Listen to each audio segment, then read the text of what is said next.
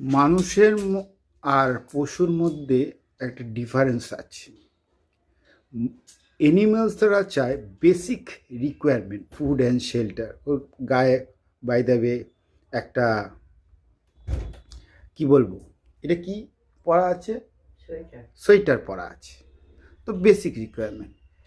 ওয়্যারাস human being কি করে, expensive materialistic আরও বেশি চাহিদা হয়, মোর কমপ্লেক্স ইন ডিমান্ড। ওয়্যারাস অ্যানিমেলসের কী থাকে, বেসিক ডিমান্ড।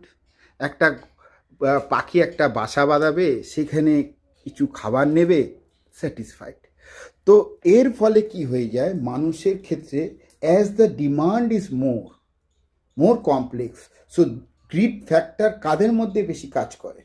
হিউম্যান বিংয়ের মধ্যে। কেননা তাদের ডিমান্ডটা অনেক কমপ্লেক্স এবং অনেক মেটেরিয়ালিস্টিক। ওরা বেসিক সার্ভাইভের জন্য যা দরকার সেটার ওপরই satisfied, but we are not, and হেন্সফোর্থ grid creates failure in our life.